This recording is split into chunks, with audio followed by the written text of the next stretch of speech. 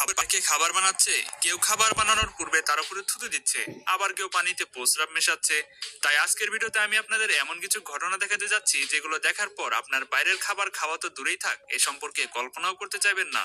আর এই ভিডিওটি শেষের দিকে এমন একটি ঘটনা দেখতে পাবেন যেটা দেখে আপনি 5 মিনিট হা করে তাকিয়ে থাকবেন। তাহলে ভিডিওটি শুরু করা যাক, কিন্তু এর পূর্বে এখনো যারা আমাদের চ্যানেলটি সাবস্ক্রাইব করেননি তারা দ্রুত সাবস্ক্রাইব করে ফেলুন। আপনি যদি একজন ফুচকাওয়ালা প্রেমী হয়ে থাকেন তাহলে একটু সাবধান হয়ে যান, কেননা যে টক পানি খাবার জন্য আপনি ফুচকা খেতে পাগল হয়ে যান সেটাতে অন্য কারো প্রস্রাবও থাকতে পারে। এই কথাটি শুনে অনেক ফুচকা প্রেমীরা হয়তো আমাকে গালাগালি শুরু করেছেন আর ভাবছেন, আরে ভাই কি সব আবল তাবল কথা বলা শুরু করলেন। এর জন্য প্রমাণ সহকারে এই ভিডিওটি আপনার সামনে পেশ করা হলো। ভিডিওটি ভারতের গুয়াহাটি থেকে রেকর্ড করা হয়েছিল, যেখানে এক ফুচকাওয়ালা টক পানির জায়গায় অন্য কিছু নয় নিজের প্রস্রাব মেশাচ্ছিল। এখন এমনটা সে কেন করেছে এটার উত্তর তো একমাত্র সেই মহাশয়ই দিতে পারে। কিন্তু এরপরও যারা এনার থেকে ফুচকা খেয়েছেন তাদের কথা কল্পনা করলেই তো গা শিরশির করে ওঠে।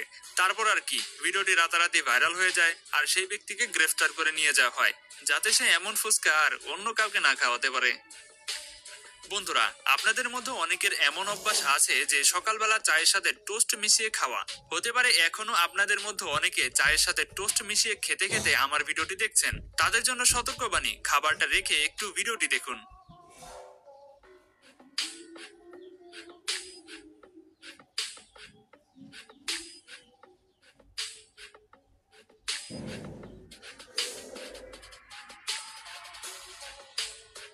কোথাও দেখা যায় টোস্ট পায়ের নিচেই পড়ে রয়েছে, আবার সেই টোস্টকে সে জিহ্বা দিয়ে চেটে প্যাকিং করা হচ্ছে, তারপর সেই টোস্ট আমরা নিজেরাও খেয়ে থাকি। তাই আপনি যে খাবারই খান না কেন খাবারের পূর্বে দেখে নিবেন সেটা আপনার স্বাস্থ্যের কোনো ক্ষতি করছে না তো।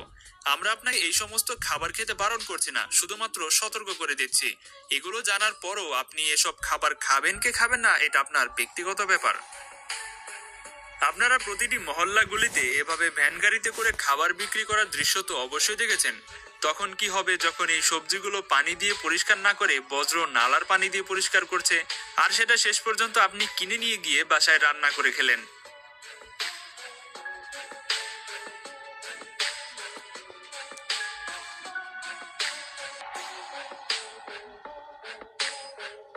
ভিডিওটি মনোযোগ দিয়ে দেখুন আর আপনি চিন্তা করুন আপনি কি করবেন।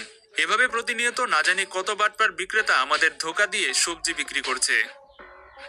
সাধারণত আমরা বাইরে থাকলে হালকা ক্ষুধা মেটানোর জন্য সবসময় টিক্কা, পেঁয়াজের মতো তৈলাক্ত খাবার খেয়ে থাকি, যেগুলো খেতে অনেকটাই সুস্বাদুও বটে। কিন্তু এই ভিডিওটি দেখার পর আমার স্ট্রিট ফুড সম্পর্কে সকল ধারণাই পাল্টে গিয়েছে। যদি এই প্রক্রিয়ায় কোনো খাবার বানানো হয় তাহলে হয়তো আমাদের খাবার খাওয়াটাই সবচেয়ে ভুল হয়ে দাঁড়াবে। সৃষ্টিকর্তা কোনো কারণে এই ব্যক্তিটির হয়তো একটা হাত দেয়নি, কিন্তু মাথা আর জ্ঞান বুদ্ধি তো দিয়েছে। ভূগোলের শত শত জীবাণু এবং ঘাম মিশ্রণের ফলে তৈরি হওয়া এই খাবার বানিয়ে ব্যক্তিটি কি প্রমাণ করতে চায় সেটা যদি আপনি বুঝতে পারেন তাহলে আমাদের তা কমেন্টে জানাতে পারেন। ফুচকা লাভাররা সবসময় ফুচকা খাওয়ার প্রতি কতটা আকর্ষণ বোধ কাজ করে সেটা হয়তো আপনি ইতিমধ্যে অনেক দেখে ফেলেছেন। প্রতি গলিতে না জানি এমন কত বিক্রেতা রয়েছে যারা ফুচকার সাথে মেশানো টক পানি তৈরিতে হাতে কোনো প্রকার গ্লাভস ব্যবহার করে না। যখন তারা এই সকল মশলা তৈরি করে তখন তারা ঠিক এভাবে হাত দিয়ে তৈরি করে। এমন সিচুয়েশনে আপনি ফুচকার টক ঝাল মিষ্টির স্বাদ খাবার পাশাপাশি হাতে লেগে থাকা ময়লা, ঘাম এবং ব্যাকটেরিয়া সহকারে সবকিছু একসাথেই খেয়ে থাকেন। আরে ভাই, এখানেই শেষ নয়, আরো রয়েছে। এমন সিচুয়েশনে যখন নিজের হাত পরিষ্কার না করে ফুচকা মশলা তৈরি করা হয় সেখানে এই বিক্রেতা এক্সট্রিম লেভেলে চলে গেছে।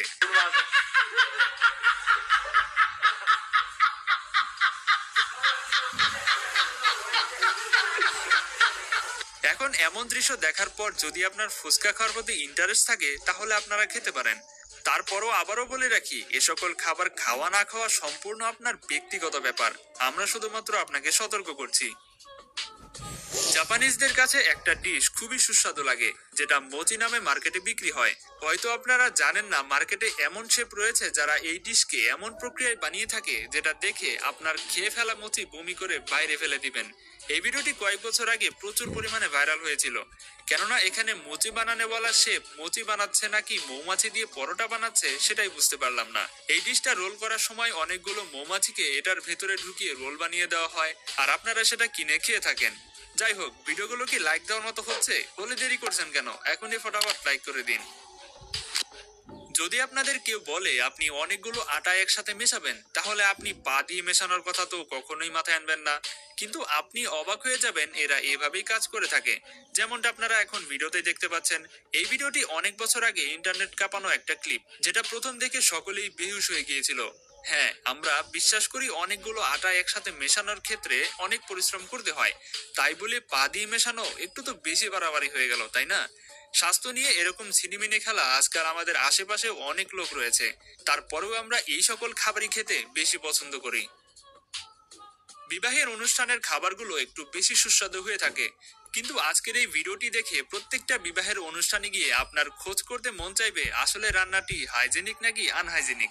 এই ছেলেটি একটা বিয়ের অনুষ্ঠানে নান রুটি বানানোর সময় রুটি তাওয়ায় দেওয়ার পূর্বে তাতে থুতু মিশিয়ে তারপর তৈরি করছে, আর বিয়ের অনুষ্ঠানে আসা সকলেই এই খাবার আনন্দের সাথে খেয়ে যাচ্ছে। ভিডিওটি ভাইরাল হবে এটা তো সবাই বুঝেছিল।